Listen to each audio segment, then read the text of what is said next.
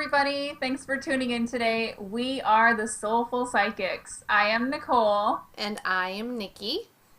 and today we're going to talk to you guys about how to overcome psychic blocks. This is part two of our psychic block series. And in part one, we talked about how to work on unforgiveness or forgiving others. And we also talked about how to eat healthier and how that will help you overcome your psychic blocks. So today, Nikki is going to talk about the first psychic block. Thank you, Nicole. I'm super excited to talk about this because it's so huge and really powerful. So today's psychic block I'm going to talk about is fear. Fear is the opposite of love. They are actually two sides of the same coin. Spirit vibrates at the frequency of love, and fear does not. So naturally, fear would be a psychic block.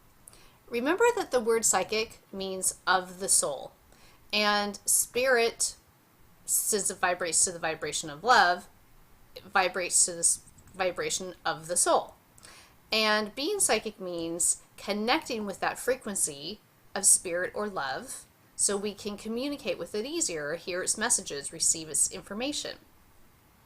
And we use our psychic abilities or our soul abilities for lots of different things. Anything from doing professional clairvoyant readings to helping us find our way in a strange town when we're lost. Like following our intuition, our gut instincts, things like that. Fear is a psychic block because it vibrates at a lower frequency and love vibrates at a high frequency. And so when we're in the vibration of fear or that lower frequency, the two can't connect. They're not going to, like two different wavelengths, they're not going to connect in with each other. So what I want to do is share with you a quick story about myself that is the perfect example of being in fear versus love. So recently I was needing to get to an appointment across town. I had intended to leave 5 minutes earlier and it just didn't happen. So I was running behind at a stoplight, the first stoplight before getting across town, starting to get really worried about being late. And being worried means that you're in fear. And I started stressing, which stressing is fear, about which way to go. Should I turn left here, right here? What's going to be the fastest way to get across town and not be late? And I quickly noticed what I was doing and decided, no, I'm going to flip the coin and I'm just going to trust that I will get there on time and I'm just going to ask the angels to help me. So I called upon Archangel Michael and asked him to help me get across town as quickly as possible so I would have at least 5 minutes to spare before the appointment. So as soon as I got out of my head, my thinking head, and tuned into spirit and just decided I'm not going to stress, I'm just going to trust, I was actually able to notice my surroundings. And the car literally in front of me, the last 3 digits on the license plate were 333, which is a very spiritual number, has a lot of meaning to me, and is something I see a lot. So I was like, oh, I mean, how perfect was that? That was a little miracle right then and there. And I was like, oh, that's spirit talking to me, and they're saying to follow the truck. So I did. I followed the truck across town. Was a totally different way than I was planning to go, and I got to my destination with 5 minutes to spare. That is being psychic, folks. So it can, like I said, it can be from something where you're, talking to a passed over loved one, which we might think is a big thing, to all the simple things in life of getting across town to get to an appointment on time. But those are big things too, and spirit doesn't care if it's big or small if you trust that you can work with spirit and be in love instead of fear. So the next time you find yourself in fear, flip the coin.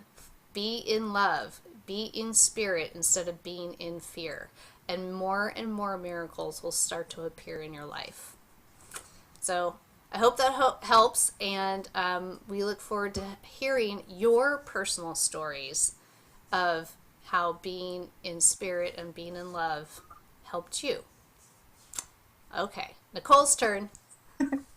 Nikki, You know, I love it. I always tell you I love it. It's so good. You shared it with me at one point. You're sharing it with everybody. It's huge. You were able to recognize you were in a fear space and you moved over to the vibration of love and accepted the information coming in. That is all we have to do, folks. Like, that's all we have to do is open up and the information flows. So, today I'm going to talk to you guys about believing. Do you really believe that you have psychic gifts? This is huge. A lot of people don't necessarily truly believe on a subconscious, deep level that they have gifts coming in. And that is where we can stumble. Now, Nikki and I talked about it in a previous video, and we said, you are psychic. Nobody on this planet that God has created is not psychic. This is all gifts that we've been given by God, and all we have to do is open them up. There's nothing difficult about it.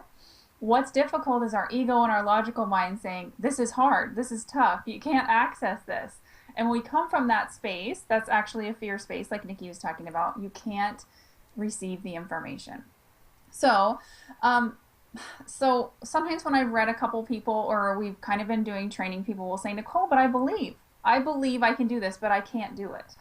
Like, well, you say you believe, but you don't really believe. Do you really believe on a deep level that you can see auras? Do you really believe you can have an out of body experience?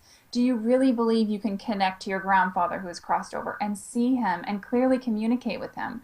If there are any small aspects in there that are saying, this isn't real, I'm not giving this credit, then it's not going to work. It literally, it just doesn't work that way. You've got to come from a completely open, loving heart space in order for you to receive clear information coming in. Now, these psychic blocks, these little aspects of non-belief can come from society. They can come from entertainment, movies, books we've read. They can come from childhood traumas. Maybe if you saw a spirit when you were younger and you were afraid, and so you blocked off your clairvoyant vision.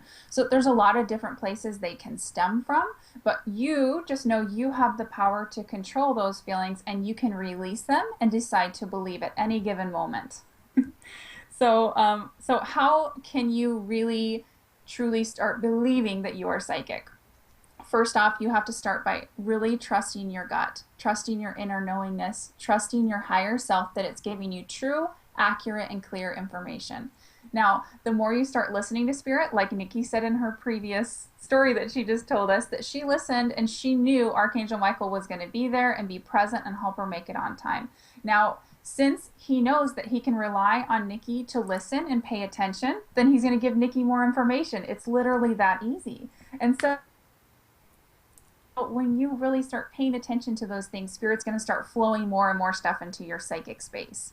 The next thing is you've got to be kind and gentle and loving with yourself. I cannot state this enough. Don't repeat in your head, I'm not psychic. This is too hard. I'm over this. It's tough.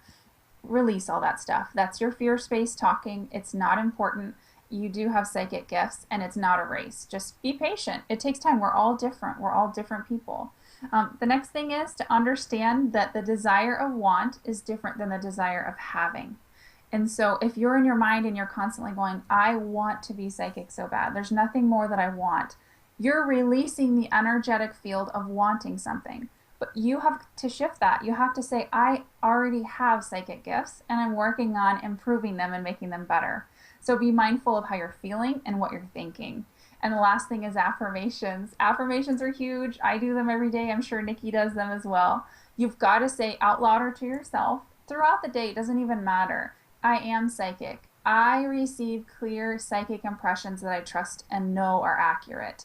I can see auras clearly. I can communicate with people who have crossed over clearly. It doesn't matter what it is. Just reinstate it to yourself, like fake it till you know it's true, right?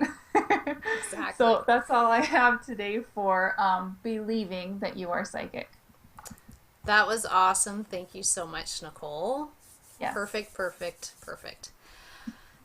So, folks, thank you for joining in and tuning into Psychic Blocks Part 2. We hope you enjoyed it and we hope it was useful. And we look forward to sharing our next video with you. If you would like to have a reading or a healing, we both offer them separately, but we also offer combined reading and healings via the Soulful Psychics, and they're really fun and really powerful, so you have us both on the phone at the same time. So our information, our contact information will be at the end of the video, our websites and emails. So if you have any questions, email us questions, share your stories with us. We would love to hear how it's all working for you. And until next time, many blessings of love and gratitude to you, and have a wonderful day. Bye for now. Bye, everyone.